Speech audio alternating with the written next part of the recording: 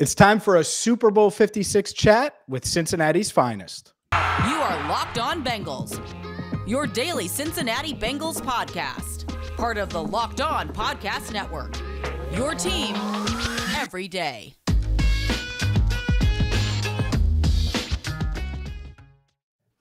What up, Bengals fans, and welcome to another episode of the Locked On Bengals podcast. I'm your host, Jake Liscow, as always, joined by your host, James Rapien. Today, we're also joined by Cincinnati's finest, which is Mo Egger, our good friend. Wow. How you doing, Cincinnati's Mo? finest. I meant that. I meant that. You're Cincinnati's finest. I appreciate that. I think the last time I was with you guys was draft night. I was at a bar and I couldn't hear you. So this is much better. Yeah, if that night I would have said the Bengals are going to go to this. One, they're going to draft Jamar Chase. Yeah. Two, they're going to get it wrong at guard in the second round, which at least as a rookie they have. Mm-hmm. And they're somehow going to make it to Super Bowl 56 to play the Rams. What would you have done? I would have laughed in your face. I mean, I was thinking about that night before. Tony Pike and I were talking about that night before because we were at a bar in Mason and doing a show. They drafted Chase and people booed. Not everybody. And it wasn't anger, but people booed. I mean, there was, and we kind of knew they were going to take him. So I wonder how those folks who are booing feel about Jamar Chase and feel about what this team has done this season. I would guess they're probably repentant. I haven't seen anybody seriously say, yeah, they got it wrong. I don't care that they're in the Super Bowl. Have you seen anybody actually that stubborn about it? No. Now, I mean, you've seen people that have said, look, with the struggles of the offensive line, this is the cost of taking Jamar Chase, but I don't think anybody has said that particular pick, boy, it went sideways or it should have panned out differently or anything like that. We knew coming into the season, the offensive line was probably not going to be a strong suit of this team. We can debate how much of a weakness it actually is, but I mean, I've seen people that have said, well, it's obvious the Bengals, there's no question the direction they should go in the draft. And I'm kind of pleased that we're not even really talking about that. But I don't know anybody who has said, you know what, still no matter what, they should have taken Penei. So I've seen some mea culpas. I've seen some people say, yeah, you know what, if I would have known then what I know now about Jamar Chase and this offense and what it can be, boy, I would have felt a little bit differently. But it's been interesting in that regard to sort of go back and read and listen to some of the things that people were writing and saying about the Bengals just based on the draft choice and see what their take is on this team as it gets set to play for a championship. The F minus grade, right? You guys remember the F minus grade? You had that guy on, Mo. You had that guy on. That was Brent Sobleski, I believe. Yeah. Yep. I think it was. We had him on, and he was otherwise really, really good, but he gave him an F or an F minus. We had him on, and I think it was James, your boy Connor Orr, said they were going to go 3-14. We had him on. What a cold take that was. I don't gather he has a huge sense of humor about people dunking on him because I've seen some stuff on Twitter. The guy that we haven't had on was Mike Tannenbaum, who called me out because they do their morning show on ESPN. They do their mock draft. And so they get a guy from every city and they draft on behalf of that team. And so they bring me in and I said, going to take Jamar Chase, explained why. And then like 30 minutes later after I do it, I'm driving to work and I hear them mention my name and Mike Tannenbaum is just dumping all over me. And he's talking about how the Bengals should be kicked out of the NFL. They should be removed from the league. This is a guy who's he ran the Dolphins and the Jets. And I guess the word former is important here. Now we know why it's former. But I mean, he went to extreme degrees to disagree with not just the Bengals taking Jamar Chase, but me and his little fake draft taking Jamar Chase. And so, unfortunately, he didn't come on at the time, and he hasn't come on since. And I wish he would, because if he had a sense of humor, we could have fun with him. Yeah. You definitely could. And by the way, you should catch Mo every single weekday, 3 to 6 Eastern on ESPN 1530 in Cincinnati. Also on the iHeartRadio app for all the out-of-towners. And have you asked for him recently? Because I got him. I heard that, and I was like, man, there's no wonder you're a former GM. You have no vision. You're this this ridiculously bad. I crushed him on my YouTube channel, and I think people enjoyed it. And the other thing I took exception with and was annoyed with, and people get my last name wrong all the time. It's a tough last name. We had fun with that on the air when the guy from the NFL said your name right. Did you really? Well, but that's fine, because that's happened all 30 years of my existence. But here's the thing. Egger is easy to say. It's really an easy last name. You know what else is easy? Burrow. And yet all these people, Mike Tannenbaum says Eggers, and plenty of others certainly have. And then people are saying Burrow. So you and Joe Burrow are relatable there. You can relate. So he called for ESPN radio. He called the second Pittsburgh game in which they just blew the Steelers out. Yep. And so I thought, here's sort of a natural tie-in. He's coming to Cincinnati to call the game. Let's get him on. And he didn't come on. If you want to get really, really drunk, listen to a Bengals post-game show, whether they win or lose, and take a drink every time somebody mentions Burrows.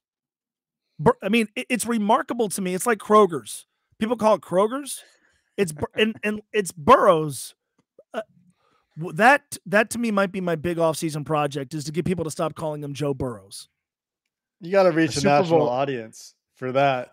Right? Yeah, you would think. Yeah, James, you would think the Super Bowl appearance for Joe Burrow would be enough, right? You would think. You know, speaking of the whole, just really quick, going back to the Penei Sewell, Jamar Chase conversation, Jimmy Burrow. Couple things. One, did you guys realize Jimmy Burrow, Jimmy Chase, same first name for the two dads of the wide receiver and the quarterback? I put that together last week. Two, he talked to Ace and Zim on, what day is it? Thursday. And he's like, yeah, I normally, as a coach, as a dad, would have wanted the Bengals to take an offensive lineman there, but I knew how good Jamar Chase was. And somehow that was a secret to a lot of people, which, you know, if the dad who wants to not see his son get hit as much as Joe Burrow's gotten hit could be convinced, I mean, why couldn't we convince everyone else, you know?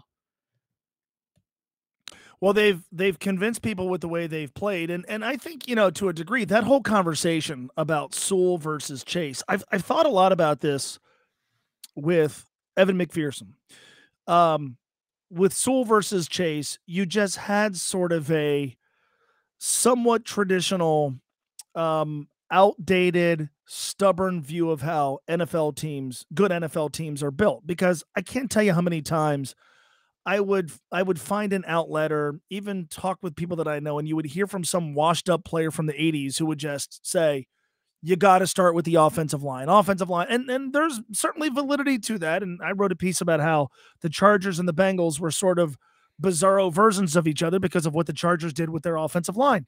And I'm certainly not dismissing the idea that you should invest heavily in the offensive line, but there seemed to be this rigidness where I think it fell almost on generational lines, almost where older fans that have grown up hearing about how nothing matters until you build the offensive line means you take Penei Sewell before Jamar Chase. And they were inflexible when you would say, all right, I know Penei Sewell is going to be very good, and I know they have to get better on the offensive line, but then you outlined why it would make sense to take Jamar Chase. And you guys talked about this a lot. And it's interesting because I remember back in, not necessarily last April, but in August, I was at an event. There's some former NFL players there who haven't played in a while. And I said, you know, what I'm actually kind of interested in is the kicker. And I mean, I could hear the groans and I could see the eye rolls. And it wasn't, he's going to make a bunch of kicks at the gun. It's going to be interesting to see how they play offense if they have a guy they know they can put on the field that can make kicks from beyond 50. And that can impact the entire team in a really positive way. Plus, if you do need a guy that has to come out and make a game-winning kick, I'd like to feel better than I did with the previous kicker. And I heard all that, yeah, you go get a kicker, and treating it like fantasy football owners do. Why did you draft a kicker? Well, thank God they did. And so I think to a degree, this team is sort of an illustration as to why we should talk about football in a different and more progressive manner than we're used to. You can build an offense from the outside in, and there's value at every position. There's value in every position on the roster. I don't care if you're the quarterback or the kicker. And if you can make an upgrade at kicker, even when you have other holes that maybe a pick could be used on, you do it. And look what that decision has done for this team. Yeah, especially when he goes by money, and he's certainly has been money. We've gone one whole segment and haven't really talked about Super Bowl 56, so we should do that. But if you want to save money, you should get the GetUpside app. It's the free app that's going to save you money every time you fill up. With GetUpside, you can download it in the App Store on your iPhone or Google Play if you have an Android. And if you use promo code touchdown, you're going to get up to 25 cents per gallon or more cash back on your first fill up. It's free money that you can use towards Super Bowl tickets, or you can use towards buying Mo Egg or something special. So download the GetUpside app today. Use promo code touchdown to get up to 25 cents per gallon cash back every time you fill up. This episode of the Locked On Bengals podcast is also brought to you by betonline.net. The best place for all of your sports scores, podcasts, and news this season. And they've got you covered with more props, odds, and lines than ever before. We've got the Super Bowl left. Obviously, we've got one game in the football season. Unless you're so into this stuff that you want to bet on the Pro Bowl, you've got the Super Bowl and its props left. And maybe you just want to get into it. You got pro and college basketball that's going. You got the NHL, boxing, UFC. They've got you covered for all of it at betonline.net. Don't wait to take advantage of all their new amazing offers in the 2022 season. Go check them out. Again, betonline.net. It's where the game starts. James, you wanted to go to Super Bowl 56. I thought we were going to talk about how I was one of those people who thought the drafting a kicker was wrong, but you're going to let me off the hook. Yeah, we're gonna talk. Yeah, because we can't dwell on the past, Jake. Well, I've given my updated take, right? There was new evidence presented that says if you get the kicker right, it's okay to draft the kicker. But my whole thing was NFL teams are really bad at getting the kicker right. We've seen the Bengals get this wrong. You saw, what was the kid's name that got drafted in the second round? And Robert Aguayo. Yeah, Aguayo. They got it wrong. So you see the NFL get this wrong a lot. Was my whole thing at the time, but the Bengals got it right, and so it's fine. But Super Bowl 56, James, where are we going? Well, when I was texting Mo to come on the show, and Mo and I have, for the listeners that don't know, we've known each other for a decade now, probably longer. 10 years, It's wild to say. But so the Bengals have been good and they've been bad in that time. And so it's pretty simple. I said, can you believe they're going to the Super Bowl? So I'm going to ask you now, Mo, can you believe that this version of the Cincinnati Bengals is going to Super Bowl 56 as a participant? It still seems weird. I mean, it really, the tweet came out today of SoFi Stadium with the end zones. And my reaction was the same as everybody else's. Like, wow. I mean, it feels weird. We're in February. From what I do for a living, and James, you worked with me for a really long time. We've turned the page really from the NFL season that's winding down. We've turned the page. We're starting to talk about free agency and the draft and the offseason. Yes. And honestly, it's like, hey, we really didn't talk about football in November and December. And, we kind of talked about the playoffs, but, it sort of like drifted away from actual football toward the end of the year. And then you kind of pick it back up right before the league year starts. And here we are. This team is still playing. And it's going to be really bizarre when this is all over. And then bam, the pre-draft process is going to start. Free agency, regardless. Yeah. I mean, it's just, we're going to go right into it. So it from that standpoint, in fact, this is almost unrelated, but I was watching a college basketball game last night, and they go to the studio and they're talking about like who's on the bubble and blah blah blah, and I'm like, oh yeah, we're doing that because it's February, and I'm a huge college basketball fan. It's like that sort of fills the void when you've kind of moved on from football. So yeah, it's weird. I mean, it's bizarre and it's strange, and I don't know. I don't know that it's going to seem so weird on Super Bowl Sunday. I mean, it's going to seem, and I'm old enough that I can remember when they played in Super Bowl 23 very well. I was 11 years old.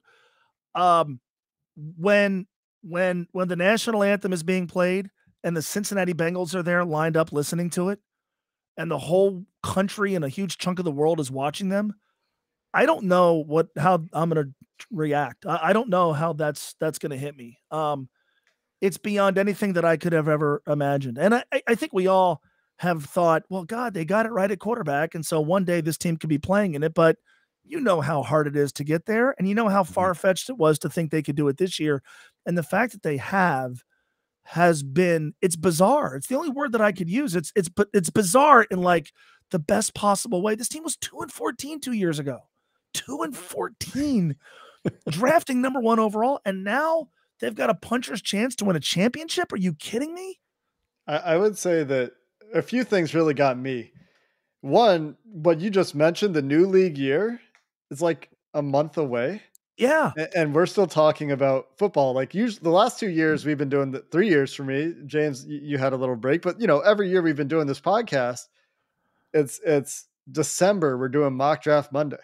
Yeah. I haven't said the words mock draft Monday since last year, or I guess, last year, earlier last year, before the draft. But yeah, that's the one thing that got me is like the actual time between the Super Bowl and the new league year is actually, it's not that long. It just always feels like a long wait for us because the last 5 years have been, the off season's been a little bit longer. The other thing that got me was the Super Bowl patch on the jerseys, on the photos they released. One, it's like kind of orange. It's kind of almost Bengals orange. So it looks really good on the black jerseys, much better than it does on the Rams jerseys, in my opinion, with the blue and the yellow and the orange, just red color. But that was the other thing that was surreal for me, just looking at the various media coming out that's making it feel more and more real.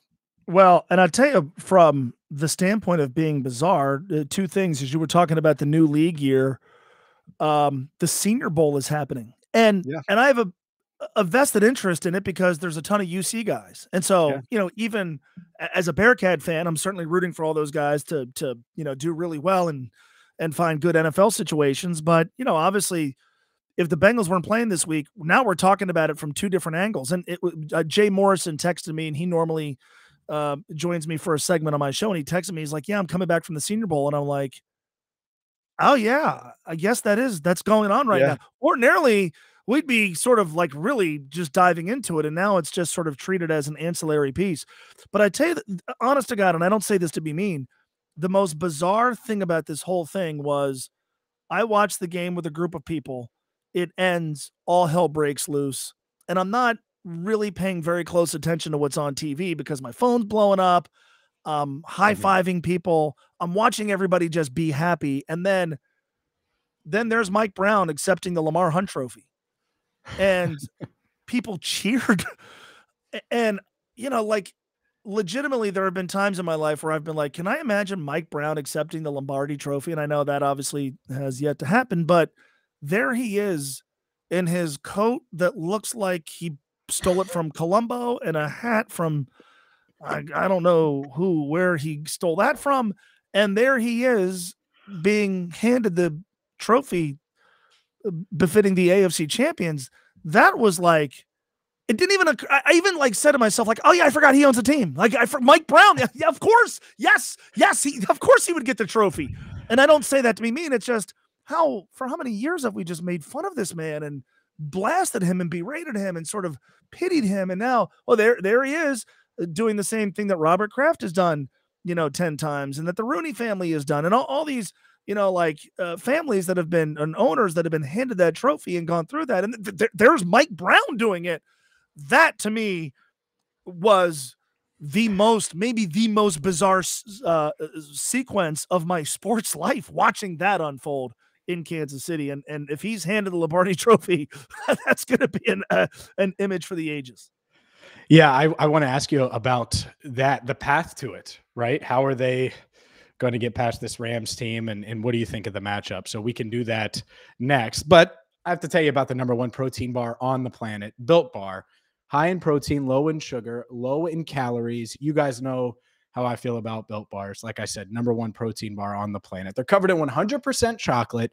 They taste great. And whether you're looking for a post-workout protein punch, maybe it's just a healthy midday snack, go to built.com and check out all of their different flavors, including the limited edition cookies and cream that is out now. And you're going to save 15% off right now with promo code LOCKED15. So don't delay.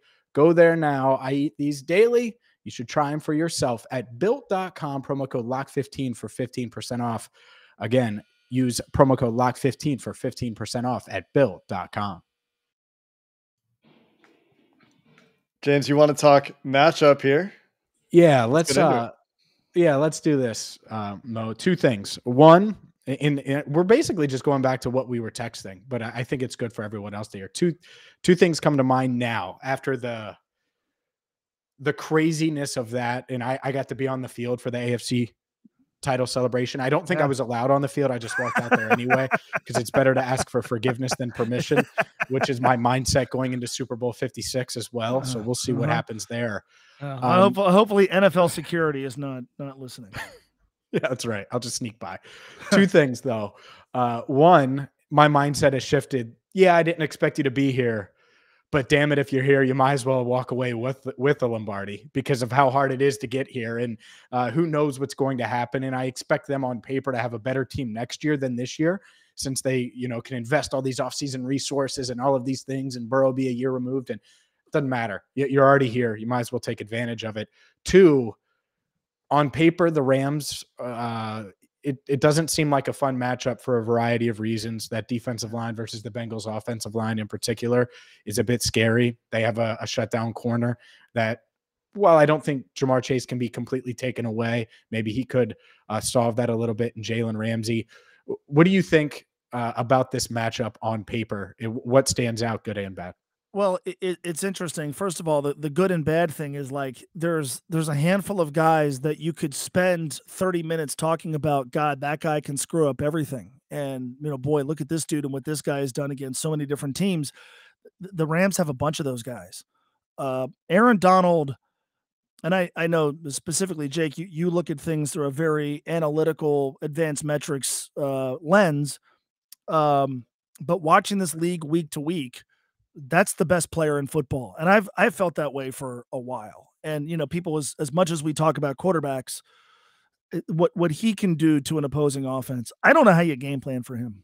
I don't know, especially when your pass game operation gave up 9 sacks 2 weeks ago. So that terrifies me. And then you could obviously talk about the rest of their defensive line. The Jalen Ramsey thing is fascinating to me, both in terms of how they deploy him, what he does against Jamar Chase, and then how the Bengals may or may not respond is certainly fascinating. And, Cooper Kupp catches everything. I mean, he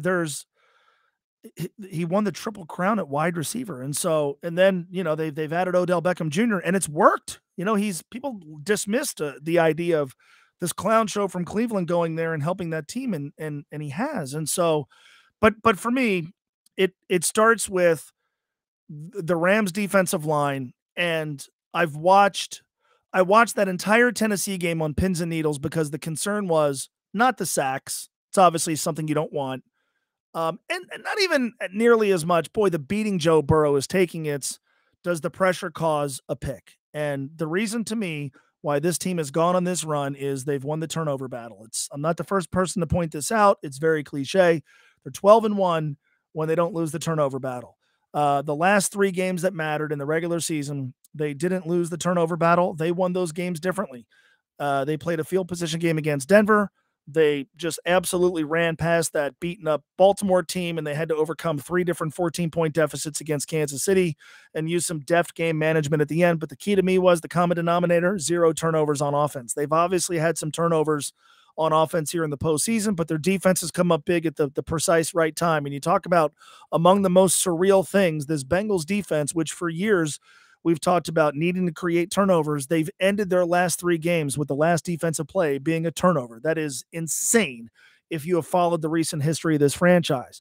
But despite all the pressure Joe has been under, despite, some critical situations, despite him not being nearly as good as we think he can be, they've done a pretty good job of taking care of the football. So what I really worry about is suddenly with the Jalen Ramsey dimension and the possibility, and one might say probability, of there being a lot of pressure from all places, but specifically in Joe's face, does that add up to the sort of turnover issues that we haven't seen recently, that we saw earlier in the season?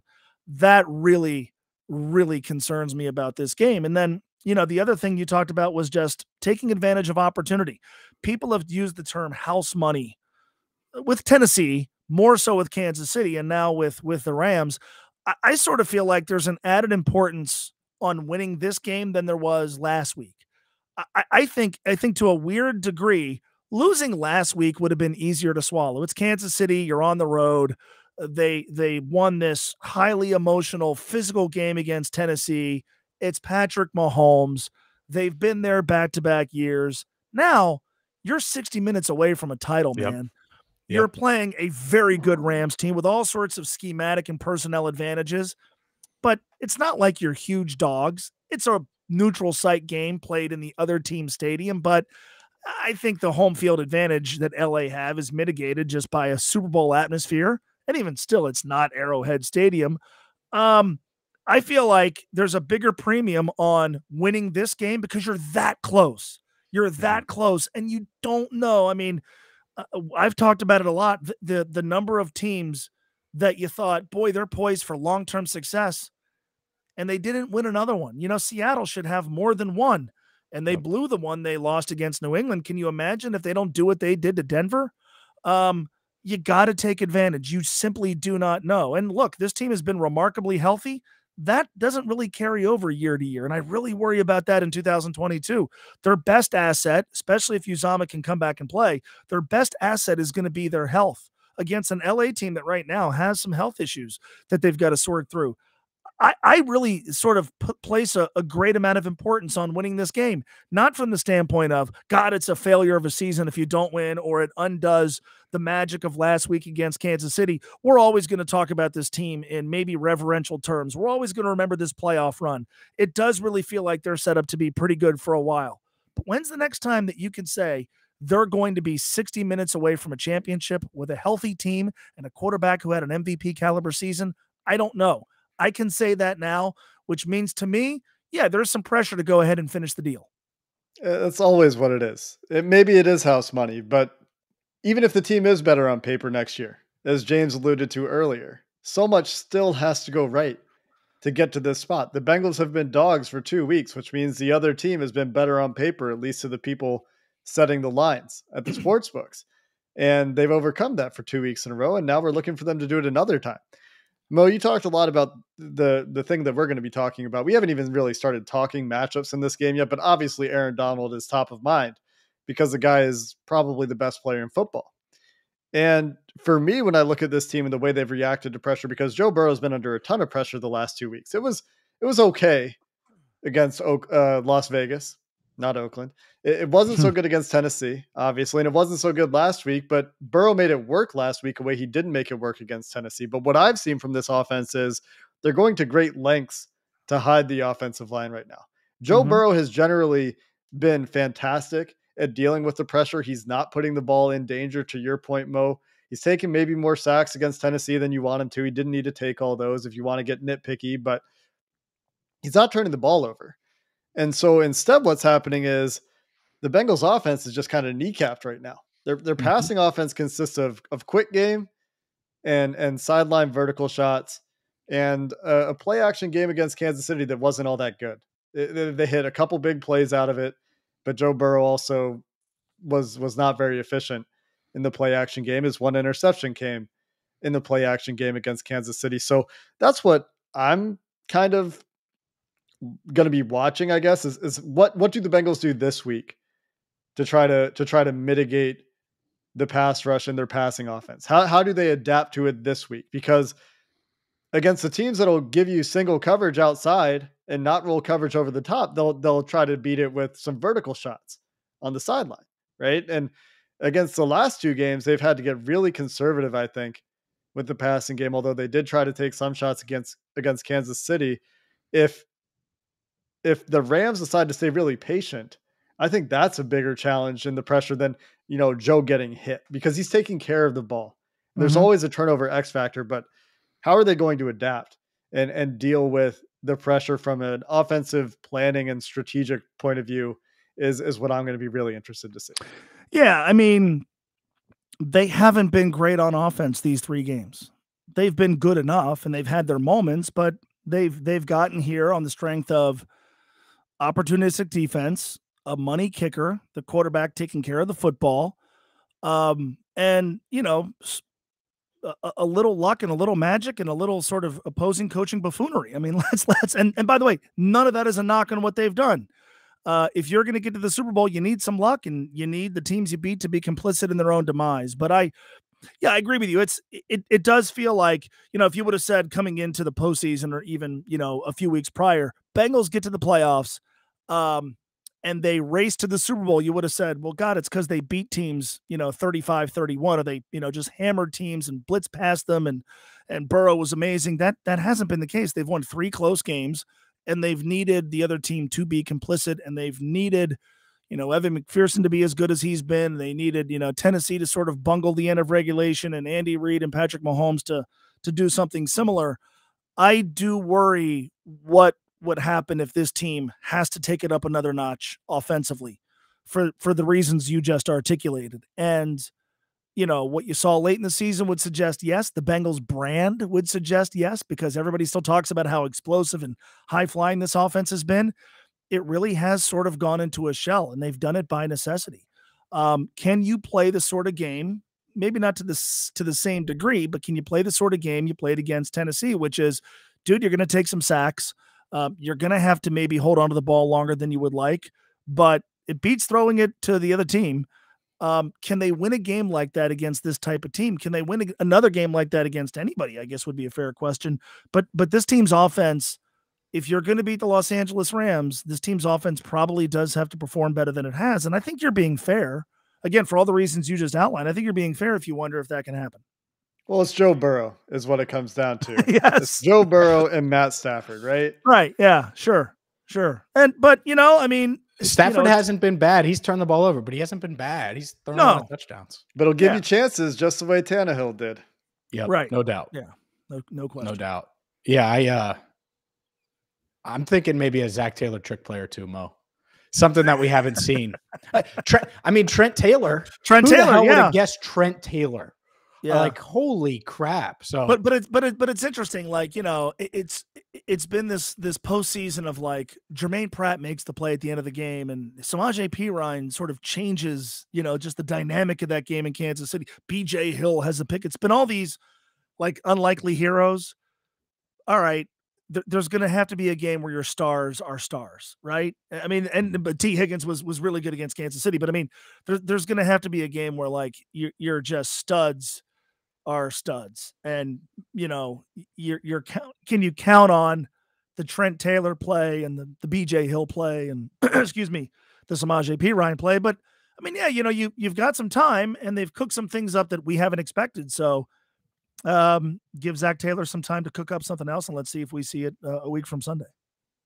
He's Mo Egger. Make sure you catch him every single weekday, 3 to 6 on ESPN 1530 or the iHeartRadio app. Mo, this was a lot of fun. Thanks for jumping on, and I will see you in Los Angeles. Will see you in Los Angeles. I will see you guys in LA. That you talk about surreal. That might be the surreal thing. James, you and I only hang out when we're in other cities. So right. I never actually see you in Cincinnati. That's going to be bizarre when I see you guys and when I see others, and we're there for a Bengals Super Bowl. That's going to be ridiculous. I mean, could you imagine, James, when you were working with me and you're like, oh, I'm going to go down to the locker room and record an interview per week, that now you would be hosting shows from LA for the team that you cover? Come on. No. I mean, I get it. None of it, right? You just, it's crazy. And that's why they have to take advantage. It's a hell of a lot more fun than covering the Cleveland Indians, isn't it? That's right. No doubt. Guardians? Sorry, the Guardians.